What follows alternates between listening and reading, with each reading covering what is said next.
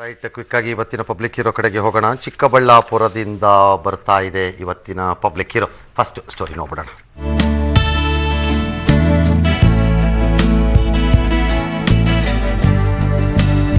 ಇವರು ಚಿಕ್ಕಬಳ್ಳಾಪುರ ನಗರದ Uttam Chand silver shop and watch ಮಾರಾಟದ ಮಳಿಗೆಯಲ್ಲಿ ಬದುಕು ಕಟ್ಟಿಕೊಂಡವರು.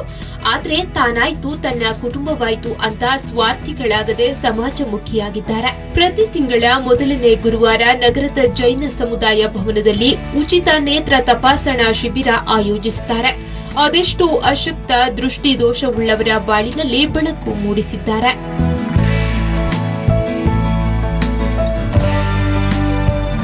ಮೊದಲಿಗೆ ವರ್ಷಕ್ಕೊಮ್ಮೆ ಆಯೋಜಿಸುತ್ತಿದ್ದ ಶಿಬಿರವನ್ನ ಕಳೆದ 12 ವರ್ಷಗಳಿಂದ ಪ್ರತಿ ತಿಂಗಳ ಮೊದಲನೇ ಗುರುವಾರದಂದೇ ಆಯೋಜಿಸುತ್ತಿದ್ದಾರೆ. 2004 ಏಪ್ರಿಲ್ ಇಂದ ಪ್ರತಿ ತಿಂಗಳು ಮೊದಲನೇ ಗುರುವಾರ ಮಾಡ್ಕೊಂಡು ಬರ್ತಾ ಇದ್ದೀವಿ. ಇವತ್ತು ದಿವಸ ಇದು 148ನೇ ಕ್ಯಾಂಪು. ಇಲ್ಲಿ ಪ್ರತಿ ತಿಂಗಳು ಸುಮಾರು ಒಂದು 70ರಿಂದ 80 ಜನ ಟೆಸ್ಟಿಂಗ್ ಬರ್ತಾರೆ. ಶಿಬಿರಕ್ಕೆ ಬೆಂಗಳೂರಿನ ಸೋಲಂಕಿ ಆಸ್ಪತ್ರೆಯ ನುರಿತ ವೈದ್ಯರು ಹಾಗೂ ಚಿಕ್ಕಬಳ್ಳಾಪುರ ಜಿಲ್ಲಾಸ್ಪತ್ರೆಯ ವೈದ್ಯರು ಬರ್ತಾರೆ. ದೃಷ್ಟಿ ದೋಷದ ಪರೀಕ್ಷೆ ನಡೆಸಿ ಅಗತ್ಯ ಬಿದ್ದವರಿಗೆ ಬೆಂಗಳೂರಿನ ಸೋಲಂಕಿ ಆಸ್ಪತ್ರೆಯಲ್ಲಿ ಉಚಿತ ಶಸ್ತ್ರಚಿಕಿತ್ಸೆ ಮಾಡಿಸ್ತಾರೆ. ಅಂದಹಾಗೆ ಕಣ್ಣಿನ ಆಪರೇಷನ್ಗೆ ಬೆಂಗಳೂರಿಗೆ ಹೋಗೋವರಿಗೆ ತಮ್ಮ ಮನೆ ಊಟವನ್ನ ಬಡಿಸ್ತಾರೆ ಉತ್ತಮ್ ಚಂದ್ ದಂಪತಿ. ಕ್ಯಾಂಪಲ್ಲಿ ಎಲ್ಲಾರ್ಗು ಚೆನ್ನಾಗಿ ನೋಡ್ತಾರೆ, ಯಾವ ತರದ್ ಕಾಸು ತಗೊಳಲ್ಲ, ಎಲ್ಲ ಚೆನ್ನಾಗಿ ಟ್ರೀಟ್ಮೆಂಟ್ ಕೊಡ್ತಾರೆ, ಊಟ ಕೊಡ್ತಾರೆ, ಒಳ್ಳೆ ವ್ಯವಸ್ಥೆ ಮಾಡ್ತಾರೆ. ಬೆಂಗಳೂರು ಕರ್ಕೊಂಡು ಹೋಗ್ತಾರೆ, ಅಲ್ಲಿ ಚೆನ್ನಾಗಿ ಚೆಕಪ್ ಮಾಡ್ತಾರೆ. ಯಾರಿಗೂ ಹತ್ರನೂ ₹1 ತಗೊಳಲ್ಲ ಅವರು. ಯಾರಿಂದಲೂ ನಯಾ ಪೈಸೆ ಹಣ ಪಡೆಯದ ಉತ್ತಮ್ ಚಂದ್ ತಮ್ಮ ಸಮುದಾಯದ ಹೆಸರಲ್ಲಿ ಸಂಗ್ರಹವಾದ ಹಣವನ್ನ ಈ ಮಹಾನ್ ಕಾರ್ಯಕ್ಕೆ ಬಳಸುತ್ತಿದ್ದಾರೆ. ಇವರ ನಿಸ್ವಾರ್ಥ ಸೇವೆಗೆ ನಮ್ಮದೊಂದು ಸಲಾಂ. ಕ್ಯಾಮರಾಮನ್ ಪ್ರಕಾಶ್ ಜೊತೆ Muddu Krishna, public TV, Chikkaballapur. All right, Shri Uttam Chand ಈಗ ನೇರ ಸಂಪರ್ಕದಲ್ಲಿದ್ದಾರೆ ಚಿಕ್ಕಬಳ್ಳಾಪುರದಿಂದ ನಮ್ಮ ಜೊತೆ. ನಮಸ್ಕಾರ ಸರ್, ಕೇಳಿಸ್ತಾ ಇದೆಯಾ ನನ್ನ ಮಾತು? ಕೇಳಿಸ್ತಾ ಇದೆ ಸರ್. ನಮಸ್ಕಾರ ಸರ್. ಚೆನ್ನಾಗಿದ್ದೀರಾ? ಚೆನ್ನಾಗಿದ್ದೀನಿ ಸರ್. ಚೆನ್ನಾಗಿದ್ದೀನಿ ಸರ್. ಇನ್ನೊಬ್ಬರು ಚೆನ್ನಾಗಿರ್ಲಿ ಅಂತ ನೀವು ಬಯಸೋದಾದ್ರೆ ನೀವು ಚೆನ್ನಾಗಿರ್ಲೇಬೇಕು. ಯಾವಾಗ ಮನಸ್ಸು ಶುದ್ಧ ಆಗಿಬಿಡುತ್ತೆ ಅವಾಗ ಆಟೋಮೆಟಿಕ್ ಆಗಿ ನಾವು ಚೆನ್ನಾಗಿರ್ತೀವಿ. ಸದಾ ಕಾಲ ಅವನು ಹಾಳಾದ್ರೆ ಸಾಕು ಅಂತ ಪ್ಲಾನ್ ಮಾಡ್ತಿದ್ರೆ ನಾವೇನ್ ಚೆನ್ನಾಗಿರಕ್ಕಾಗತ್ತೆ? ಏನಿಯೋ. ಆಲ್ ರೈಟ್, ಯಾಕೆ ಸ್ಟಾರ್ಟ್ ಮಾಡಿದ್ರಿ ನೀವು ಈ ಕೆಲ್ಸನ? ನಾನು 2004ರಿಂದ ಇದು ಕೆಲಸ ಮಾಡ್ತಾ ಇದ್ದೀವಿ ಸರ್. ಯಾಕೆಂದ್ರೆ ನಾವು ಮನುಷ್ಯರಾಗಿ ಹುಟ್ಟಿದ ಮೇಲೆ ಏನನ್ನ ಒಂದು ಒಳ್ಳೆ ಕಾರ್ಯ ಮಾಡಬೇಕು ನನಗೆ ಅನಿಸುತ್ತು. ನಾನು ಮೊದಲು KGF ಅಲ್ಲಿ ಇದ್ದೆ ಸರ್. KGF ಅಲ್ಲಿ ಇರುವಾಗ ಡಾಕ್ಟರ್ MC ಮೋದಿ ಅವ್ರ ಕ್ಯಾಂಪ್ ಎಲ್ಲ ಮಾಡಿದ್ದೀವಿ. ಚಿಕ್ಕಬಳ್ಳಾಪುರ ಬಂದ ನಂತರ ಇಲ್ಲಿನ 2-3 ಕ್ಯಾಂಪ್ ಮಾಡಿದ್ದೀವಿ. ಆಮೇಲೆ 2004ರಿಂದ ಡಾಕ್ಟರ್ ಸೋಲಂಕಿ ಅವ್ರ ಜೊತೆ ಒಂದು ಸಂಪರ್ಕ ಮಾಡಿ ಪ್ರತಿ ತಿಂಗಳು ಮಾಡೋ ಹಂಗೆ ವ್ಯವಸ್ಥೆ ಮಾಡಿದೆ. ಆಮೇಲೆ ಅದರಿಂದ 2004ರಿಂದ ಪ್ರತಿ ತಿಂಗಳು ಮೊದಲನೇ ಗುರುವಾರ ನಾವು ಈ ಚಿಕ್ಕಬಳ್ಳಾಪುರದಲ್ಲಿ ಈ ಒಂದು ನೇತ್ರ ಶಿಬಿರ, ಉಚಿತವಾಗಿ ನೇತ್ರ ಶಿಬಿರ ಮಾಡಿಸ್ತಾ ಇದ್ದೀವಿ ಸರ್. ಅಂದ್ರೆ ನಾಳೆ ಇದೆಯಾ? ನಾಳೆ ಇಲ್ಲ. ನಾಳೆ ಯಾಕೆ ಇಲ್ಲ ಅಂದ್ರೆ ಇದು ಈ ತಿಂಗಳು ಡಿಸೆಂಬರ್ ತಿಂಗಳಲ್ಲಿ 149 ಆಗೋಯ್ತು. ನವೆಂಬರ್ ಅಲ್ಲಿ 150ನೇ ಕ್ಯಾಂಪ್ ಬಂದು ಡಿಸೆಂಬರ್ ತಿಂಗಳಲ್ಲಿ ಬರುತ್ತೆ. ಅದರಿಂದ ಇದು ಒಂದು ದೊಡ್ಡ ಬೃಹತ್ ಕ್ಯಾಂಪ್ ಮಾಡಬೇಕನ್ಬಿಟ್ಟು ನಾವು ಉದ್ದೇಶದಿಂದ 150ನೇ ಕ್ಯಾಂಪು ಜೋರಾಗಿ ಮಾಡಬೇಕು.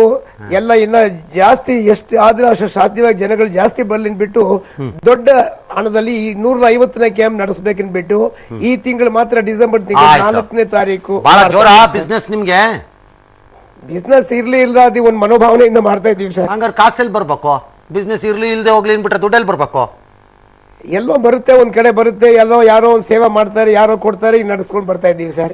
ಆಗ್ಲಿ ಯಾರೋ ಆಗದೆ ನಾವು ರೆಡಿ ಆಗಿದ್ದೀವಿ ಅಷ್ಟೇ. ಯಾವ ಸಮುದಾಯನ ಇಟ್ಕೊಂಡಲ್ಲ ನಾನು ಹೇಳೋದು, ಆ ಜೈನ ಸಮುದಾಯನೇ ಹಾಗೇ ರೀ. ಅದೇನೋ ನಿಮ್ಗೊಂದು ಜೀನಲ್ಲಿ ಇರುತ್ತೆ, ಏನಾದ್ರು ಒಂದಷ್ಟು ಮಾಡಬೇಕು ಅಂತ ಏನಾದ್ರು ಮಾಡ್ತಿರ್ತೀರಪ್ಪ. ನಿಜವಾಗ್ಲೂ ಅದೊಂದು ಬಹಳ ಅದ್ಭುತವಾದ ಗುಣ ಆ ಸಮುದಾಯದಲ್ಲಿ ಕಾಣಿಸೋವಂಥದ್ದು. ಏನೇ ನೀವು ಮುಂದುವರಿಸಿದ್ದೀರಿ, ಒಳ್ಳೇದಾಗ್ಲಿ. ಈಗ ಬರೀ ಕಣ್ಣೇ ಯಾಕೆ ಹಿಡ್ಕೊಂಡಿದ್ದೀರಿ? ಬೇರೆ ಪ್ರಾಬ್ಲಮ್ ಎಲ್ಲ ಯಾಕೆ ಹಿಡ್ಕೊಂಡಿಲ್ಲ ನೀವು? ಇಲ್ಲ, ಕಣ್ಣಿಂದ ಅಂದ್ರೆ ಜನಗಳು ಜಾಸ್ತಿ ಇವಾಗ ಇರೋದು ಮೇನ್ ಕಣ್ಣಿಂದು. ಬೇರೆದು ಎಲ್ಲದಕ್ಕೂ ನಾವು ಯಾವುದಕ್ಕೂ ಇದಕ್ಕೆ ಉತ್ತಮ್ ಚಂದ್ ಅವರೇ, ಇವತ್ತು ನಿಮ್ಗೆ ಖುಷಿ ಆಗ್ತಿದ್ಯಾ ನನ್ನ ಜೊತೆ ಮಾತಾಡಿದ್ದು? ಹೌದು ಸರ್, ಬಹಳ ಖುಷಿ ಆಗ್ತದೆ. ಹಾಗಾದ್ರೆ ಇದ್ರ ನೆನಪಿನಲ್ಲಿ ಏನಾದ್ರು ಒಂದು ಕೆಲಸ ಆಗ್ಬೇಕಲ್ವಾ ಚಿಕ್ಕಬಳ್ಳಾಪುರದಲ್ಲಿ? ಆಗಬಹುದು ಸರ್. ನಾನು ರಂಗನಾಥ್ ಅವ್ರ ಜೊತೆ ಮಾತನಾಡಿದ ದಿನ ಈ ತೀರ್ಮಾನ ಆಯಿತು, ಈ ಕೆಲಸ ಆಗ್ಲೇಬೇಕು ಚಿಕ್ಕಬಳ್ಳಾಪುರದಲ್ಲಿ ಅಂತಿದೆ ಅಲ್ವಾ? ಹೌದು ಸರ್, ಆಗ್ಬೇಕು. ಇದೆಯಾ? ಇದೆ ಸರ್. ಹಂಗಾದ್ರೆ ನಾನೊಂದು ರಿಕ್ವೆಸ್ಟ್ ಮಾಡ್ತೀನಿ. ಬಹಳ ಪ್ರಾಬ್ಲಮ್ ಇರೋದು ಡಯಾಲಿಸಿಸ್ ಅಲ್ಲಿ ಜನ ಕಷ್ಟಪಡ್ತಾ ಇದ್ದಾರೆ, ಬಹಳ ಕಷ್ಟಪಡ್ತಿದ್ದಾರೆ ಸಾಹೇಬ್ರೆ. ಹಂಗಾಗಿ ಹೌದು ಸರ್, ಒಂದ್ 4 ಬೆಡ್ 3 ಬೆಡ್ದು ಒಂದು 200 ರೂಪಾಯೋ 150 ರೂಪಾಯೋ 300 ರೂಪಾಯಿ ಇಸ್ಕೊಳ್ಳಿ, ಪುಕ್ಕಟೆ ಮಾಡಿ ಅಂತ ಕೇಳಲ್ಲ ನಾನು, ಫ್ರೀ ಮಾಡಿ ಅಂತ ಕೇಳಲ್ಲ.